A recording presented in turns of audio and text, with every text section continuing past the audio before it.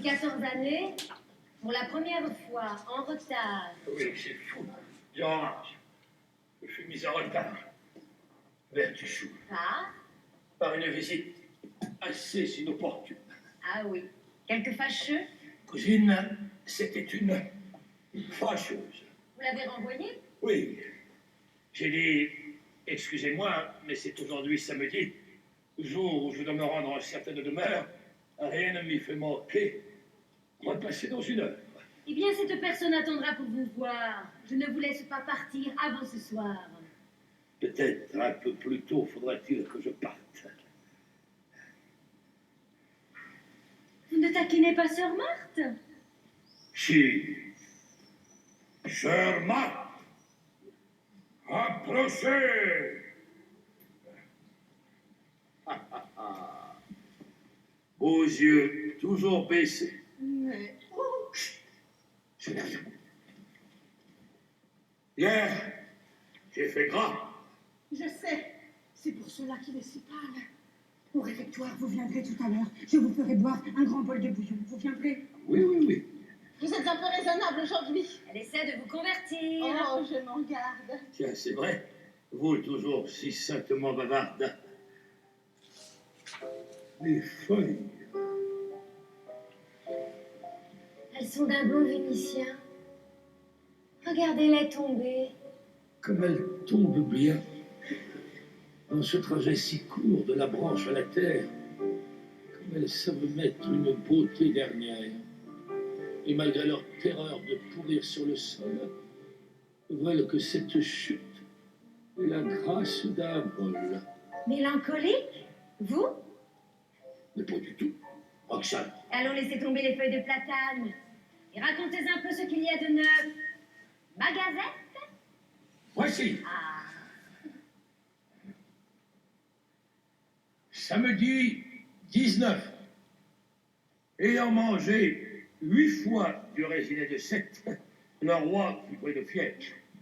À 2 coups de lancette, son mal fut condamné pour lèse-majesté, et cet auguste pouls n'a plus fébricité.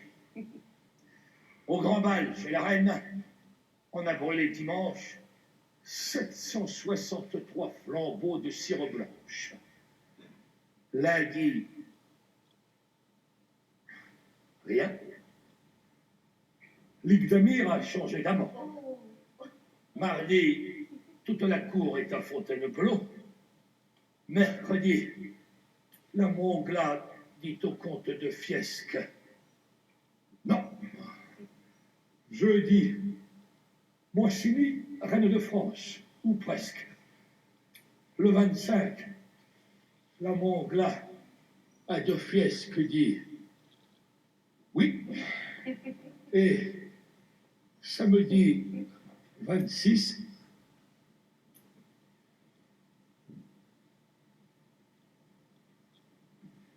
Il est évanoui. Cyrano! qu'est-ce? Quoi?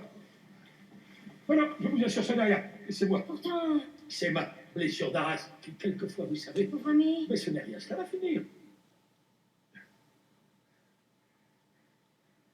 C'est fini. Chacun de nous a sa blessure. J'ai la mienne. Toujours vive, elle est là, cette blessure ancienne. Elle est là.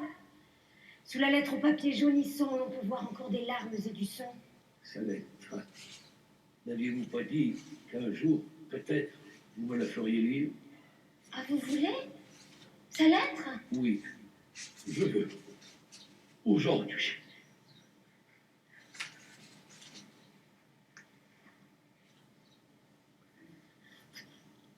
Tenez. Je peux ouvrir? Ouvrez.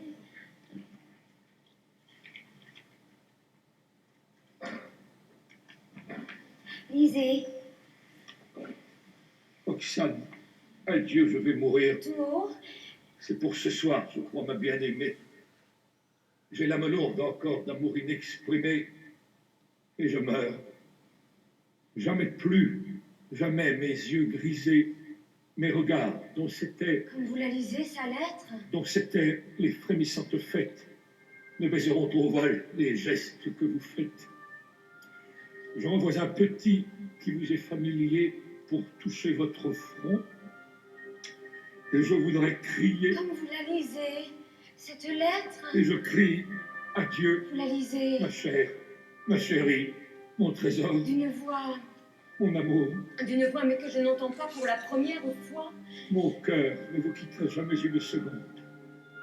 Et je suis et serai jusque dans l'autre monde celui qui vous aima sans mesure, celui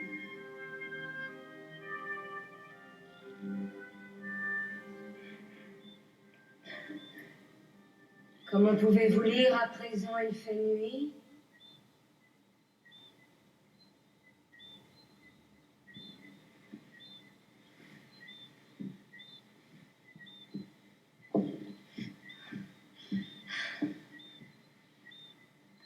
Non, ce n'était pas moi, C'était vous? je vous jure. J'aperçois toute la généreuse imposture, les lettres, c'était vous. Non. Et mon cher époux, c'était vous. Non, La voix dans la nuit, c'était vous. je vous jure que non, L'âme, c'était la je ne vôtre. vous aimais pas, Vous m'aimiez. c'était l'autre. Vous m'aimiez. Non. Déjà, vous le dites plus bas. Non, non, mon cher amour, je ne vous aimais pas. Ah, que de choses qui sont mortes, qui sont nées. Pourquoi vous être tu pendant 14 années? Puisque sur cette lettre où lui n'était pour rien, ses pleurs étaient de vous.